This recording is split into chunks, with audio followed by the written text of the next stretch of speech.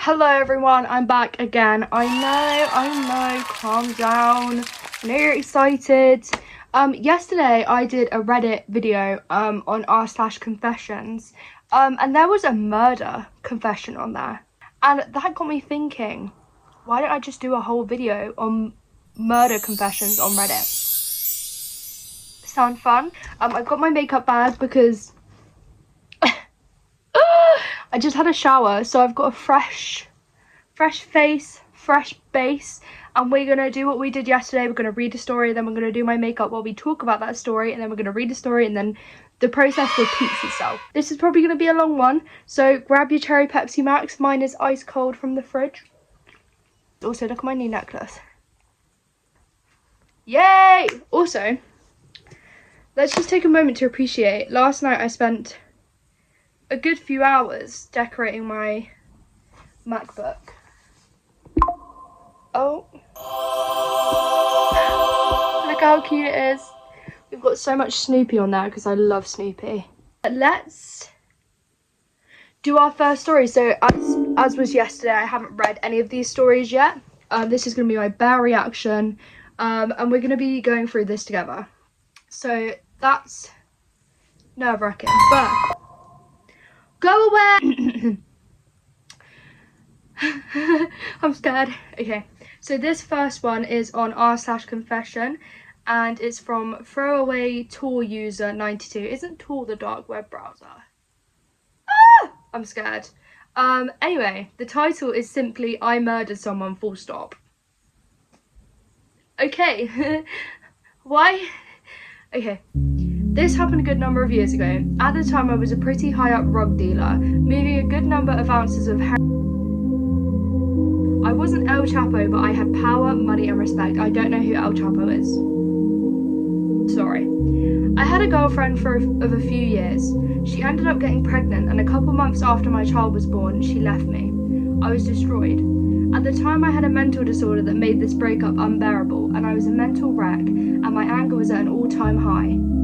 There were groups of days where... What the fuck was that? There were groups of days where I would be fine and not even feel the need to text her. But then there were times where I was so fucking angry because she left me. How could she leave me when I did so much for her? My anger would become uncontrollable, and when you have the rug dealer mentality, it can get scary. I never laid a hand on that woman, but I found out she was hanging out with someone who was supposed to be a good friend of mine, and they started dating. I still remember the exact feeling of seeing a picture of my ex, my good friend, and my child all together. Ooh, that wouldn't be fun. I destroyed my entire house in a blackout rage and basically went off the deep end. The anger was uncontrollable. Something evil happened inside me and I had to do it. Ah, no! One night I decided to throw a party at a venue in town, and I invited said friend so I could talk to him. He was very hesitant at first, but I told him I wanted to just make amends with him and we could all get along. He came through and we sat down and talked. I acted real good to him, and I had fooled him that everything was okay. I asked him if he wanted to go out back and do some, and he agrees. What he didn't know was that this wasn't just... It was 50-50 cut of... He fell out almost instantly after doing a decent sized line. We were in a pretty discreet location, so I took about 7 minutes before I went inside and yelled for someone to call 911. By the time the ambulance got there, he was dead. Oh! I put the bag of in his pocket before coming back inside and getting the ambulance. I told the police that he asked if I wanted to do, and I agreed. He did the first line and fell out, and that's all I knew. I didn't know what happened. Nobody ever thought anything of it past that, and I was never hassled about the situation. Oh. Okay, so that's crazy. I was thinking about ways that I could justify it, but I don't really think there is any justification for murder unless it's like of a horrible person. I don't think your friend was like deserved to be murdered for that. I mean, yeah, he hung out with your girl, your ex who left you after she had your baby. Does that mean that you should then murder them? I would say no. Forgive me if I'm wrong, but yeah, I would probably say that is a a disproportionate reaction to what the situation was. I don't think, in my mind, the only justification for murder, like, it's like, why am I, what's wrong with me? I might actually just use a beauty blender, to be fair. Like, in the last video, go and watch that if you haven't seen it yet, please. There was a story about this guy that was at a summer camp, and one of the camp leaders tried to fiddle his friend, so he hit him over the head with a rock and killed him. For me, that's a justified murder. Like, you didn't have any intent of murdering him, you just reacted to what was in front of you, which was disgusting, what was happening, and you acted on it, and you did that. I think that's justified. I do. But I think killing someone in cold blood for something as minute as hanging out with your ex, I don't think that's really justifiable. The fact that you got away with it is pretty insane. Like, by the way, I am fully aware that some, if not most of these stories are probably going to be not true. If this is true, though, the fact that you were able to get away with it is actually insane. The fact that they couldn't trace... I just feel like... I don't know, maybe there wasn't enough investigation into his death. Because I feel like if there was, then they would have been able to trace that back to you. Okay, I'm going to finish my foundation, then I'll be back. Okay, foundation's done. Now, let's read this one from r/True Off My Chest by Kyle Circus from 2 years ago. This has a content warning for violence/death, so that's fun. It's titled, I killed someone today, and nothing feels like it was the right thing to do. Oh, okay. 19 hours ago, 2 a.m. where I live, I was driving on the freeway and a motorcyclist lost control of their vehicle. As I arrived at the scene just as the police did, there wasn't a normal warning where the police weave from one side of the highway to the other to warn of a crash. 1 second I saw police lights, and the very next second I saw a body in the road. There wasn't enough time for me to evade or avoid, and I drove over the motorcyclist. He is dead.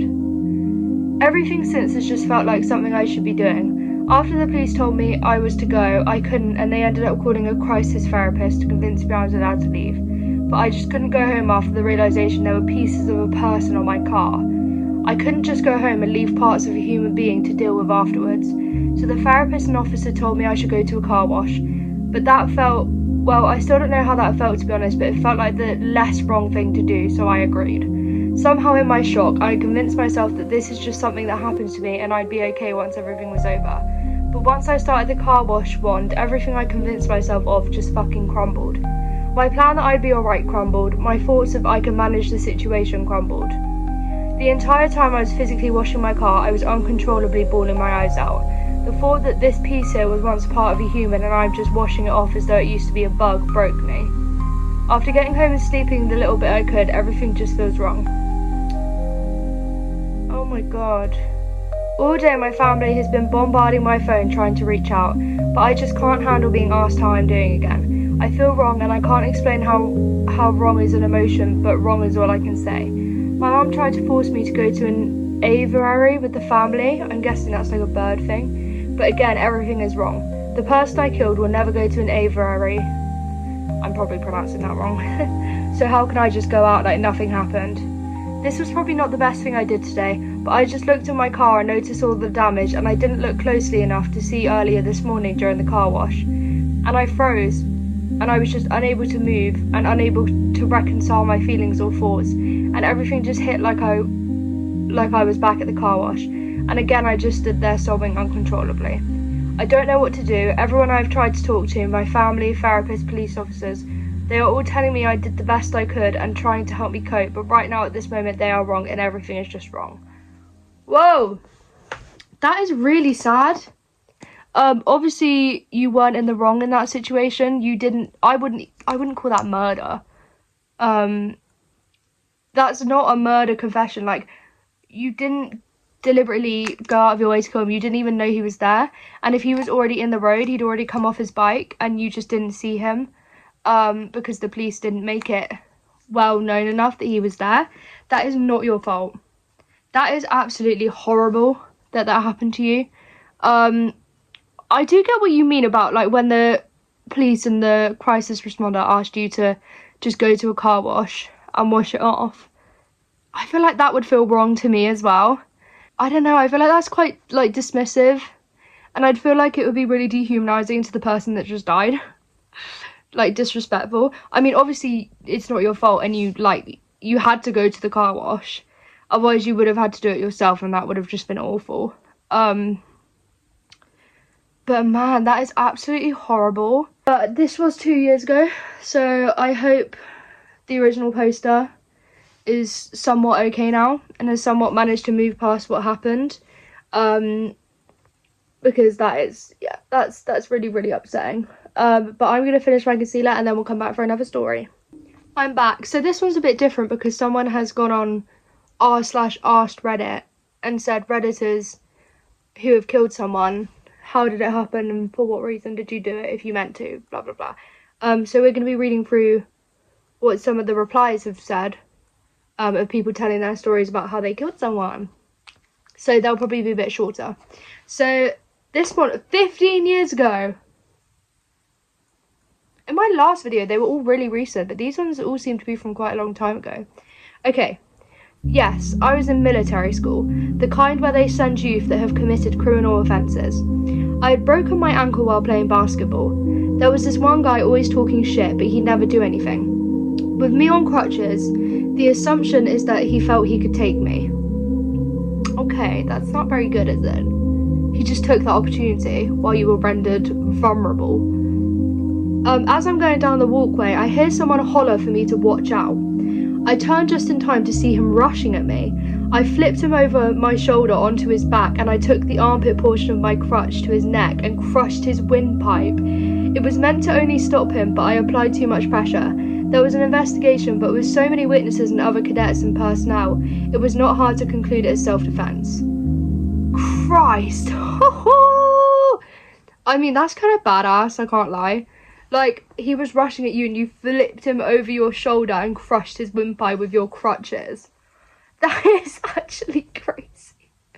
I mean, if he was a twat to you and he was waiting for you to be disabled before he took you on, I'd say that's valid. I mean, obviously you didn't mean to kill him, and it is sad because he was probably quite young, I assume, because they were in like a military school for youth. So I'm assuming the boy was quite young. So that is, like, obviously sad for his relatives and friends, if he had any friends. But I just think that's really badass.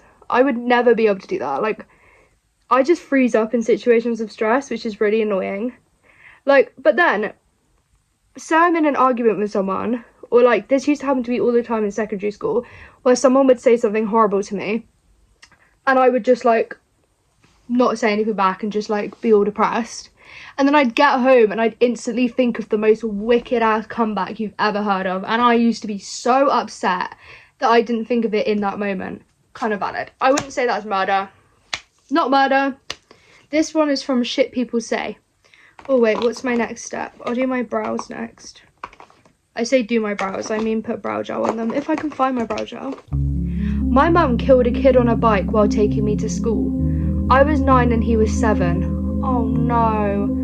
Landed on the hood of my mum's car and just bled. Mum wouldn't allow me out of the car until help arrived. I just watched him bleed to death and die before my eyes. He was just staring at me, like begging for my help, but he never said a word. He just gasped for air and coughed up a lot of blood. My mum was out trying to find a business that was open to use their phone. It was in 1983, but it was too early in the morning and no place was open. It seemed like an eternity and I doubt I took a breath or blinked in that entire time. I was frozen. I was in therapy for a good 6 years following that one and still have the occasional nightmare. My mum never spoke about it to this day. It was ruled an accident, no lawsuits or anything. God, that is actually awful.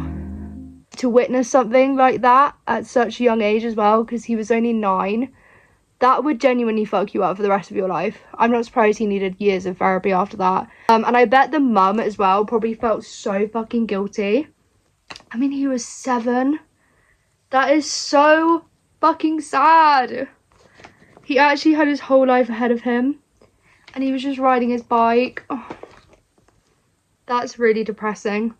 I mean, it obviously wasn't her fault, I would assume. But God, that is really, really awful. Okay, so this one is another comment from Sydney B960.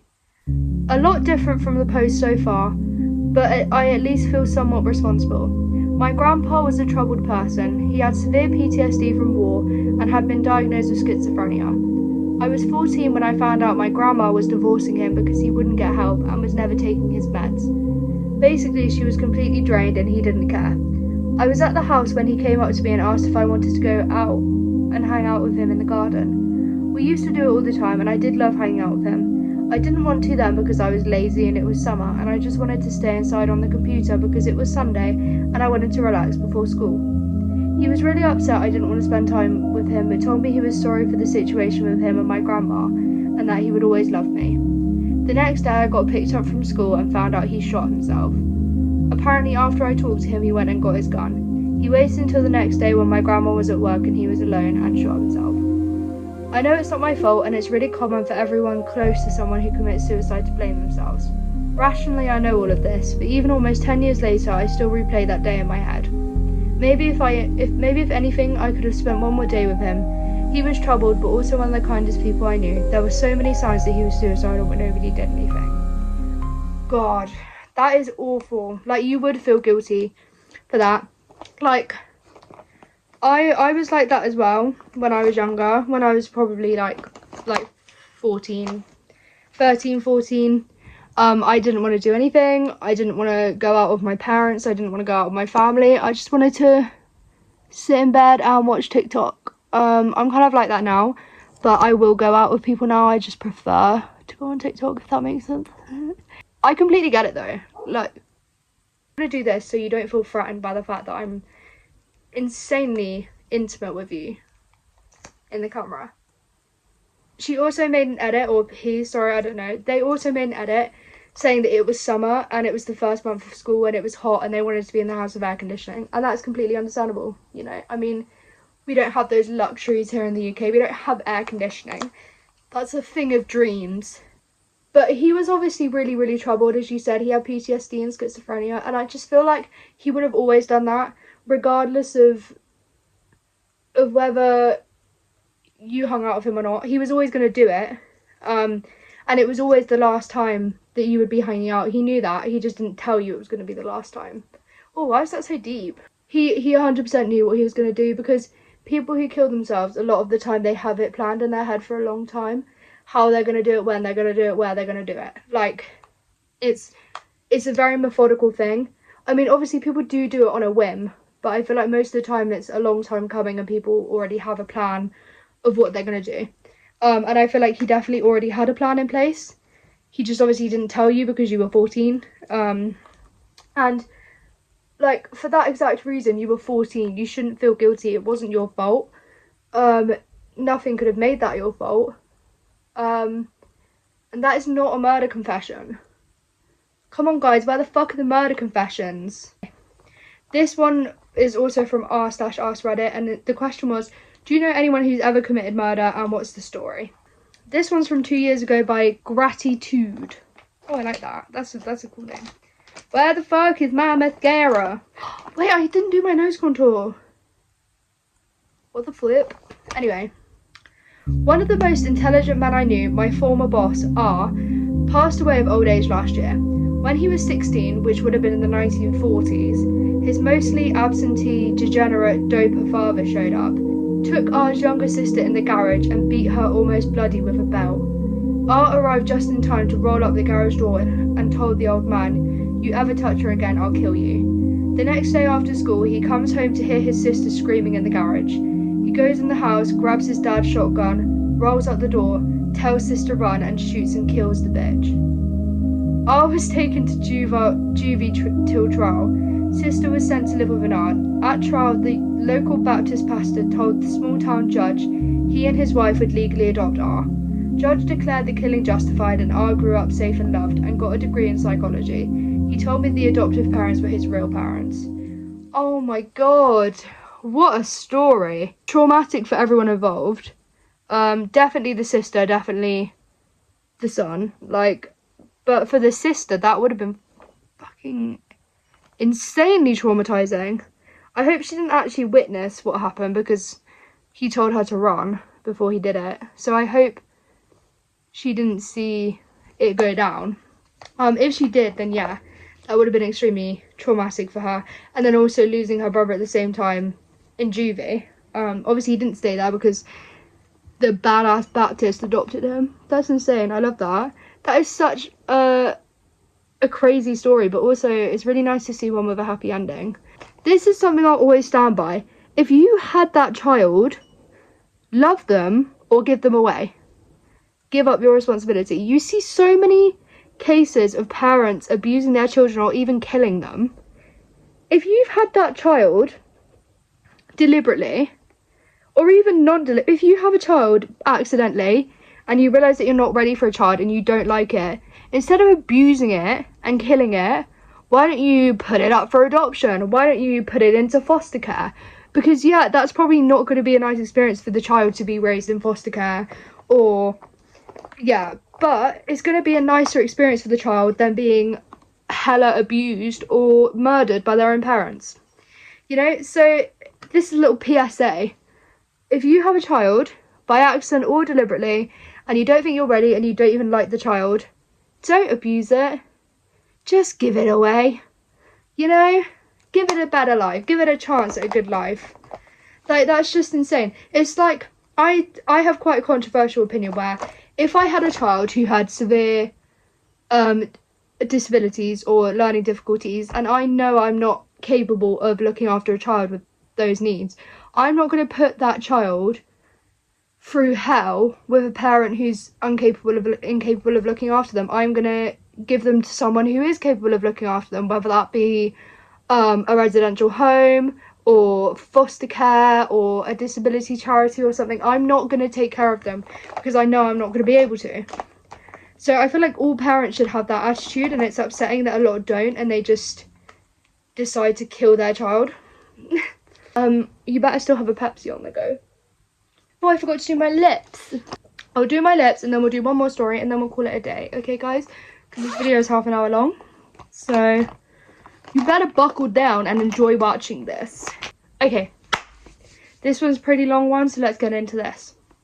I don't have proof, but I was incarcerated between 1999 and 2005 for murder. Only 6 years. I killed my girlfriend's rapist. Hey! Yay! This is what I wanted! Sorry, that's weird. I was released 6 years into my 35-year sentence as my lawyer was able to convince the judge that I was not responsible for my actions because I was in a rage-induced, overly emotional state. My girlfriend would have been wife, oh no! Committed suicide because she couldn't bear the shame and she was plagued with nightmares every single night. Fuck! Okay, I feel bad for celebrating now. I thought it was gonna be like when you got out of prison, you two got married and she was eternally grateful that you did that for her, and like, oh man. Since she committed suicide, she was unable to testify against him, and he was released due to lack of evidence. Fuck!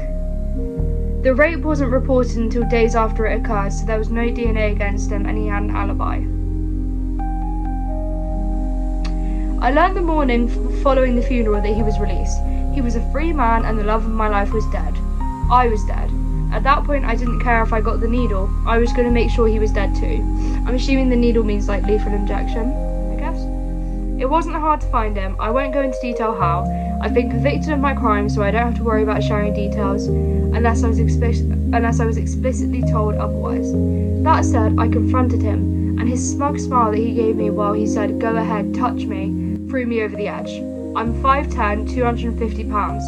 I wasn't all that built at the time, but rage did most of the work. One fine hook to his head and he was down on the ground. I kicked him in his head repeatedly, stomped on his groin, and stomped his stomach until he vomited blood and eventually stopped moving. I stood there staring at his lifeless body for what felt like an eternity before I ran off. This was around 10 PM, so there wasn't anyone in the streets driving by to see. Went home, cried myself to sleep, and woke up at the crack of dawn to the police banging down my door, and that was it. Guilt? Guilt isn't the word. More like regret. 6 years of my life I won't get back, but I look back on my former self and sometimes I get the feeling as if I should pat myself on the back. Originally, I was sentenced to 35 years after pleading not guilty. I was hoping for the needle at the time, but they didn't give it to me. I barely spoke at my trial. I accepted it all and willingly gave up my life to go to prison. Every night I was dreaming of either her or replaying the killing of her rapist. Eventually, the doc at the prison recommended me for psych eval, and I ended up being forced, nothing's voluntary in prison, to see a shrink.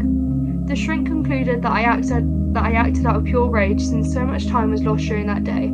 From dusk to dawn felt like a total of 1 hour. A few other details here and there that I don't like sharing ended up being my ticket. Fast forward a year and a judge ended up agreeing, and just like that I was out on grounds of temporary insanity. I was given another shot and here I am. I was an IT professional before all this went down in 1998. Couldn't find a job after getting out. Currently working as an auto mechanic, and I found it's incredibly therapeutic. Takes my mind off of things. I go to a shrink twice a week and I have been since I got out in September 2005. I probably sound like a stone wall writing this, but you should see the pool of tears on my table right now. I'm off today and I found myself bored, so I replied to your thread. Hope this answers your question. I've never made an AMA before, and I made this throwaway specifically for replying to this thread. Oh my god.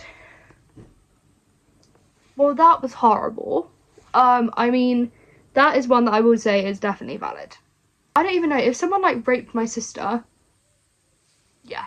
I wish your girlfriend was still around, obviously, because you could have had such an amazing life together. Especially after that, because like the amount of trust she'd have in you after you did that for her, like, is insane. It's like the Alec Benjamin song, would you love me more if I killed someone for you? Would you hold my hand if it's the same one that I used when I killed someone for you? Well, that was quite good. But yeah, that is crazy. These stories have all been crazy. My makeup is done. She's flawless. She's gorgeous.